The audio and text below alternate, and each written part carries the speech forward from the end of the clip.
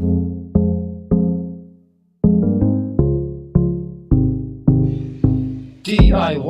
Motovlog.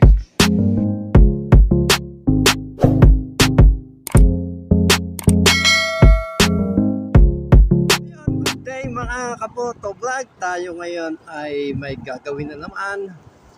Samahan nyo ako sa aking pagbiyahe sa araw na ito mga kamotovlog. Maraming salamat sa Diyos at binigyan muli tayo ng panibagong pagkakataon upang makapaghanap buhay gamit ang application ni Lalamove. So ngayon, mamumulot ulit tayo ng pera mga kamotovlog dito sa kalsada ng Pampanga.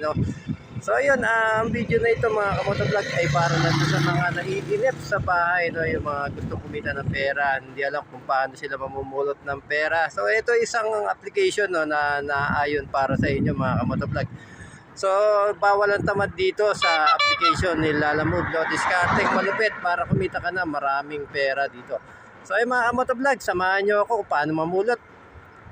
So ayun mga kamotovlog, samahan nyo muli ako mamulot ng pera dito sa lalawigan ng Pampanga. Kung makakamagkano tayo, papakita ko sa inyo mamaya mga kamotovlog. Abangan nyo lang. Moments later.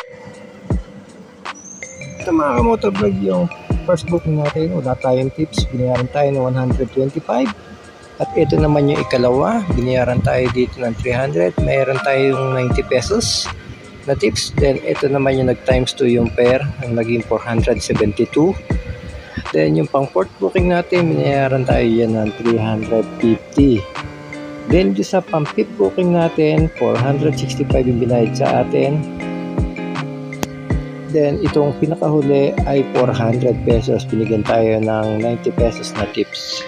So ayun nga mga kamotovlog, kung ito-total mo yung ating na-accumulate na pera sa araw na ito o yung napulot natin pera sa kalsada ay hindi kumulang na 2,000 mga kamotovlog. So bali yung gasolina natin ay pumalo ng kulang-kulang 500. So nakapag-uwi naman tayo dito ng 1,100 pesos. Malinis na yan mga kamotovlog para sa ating pamilya.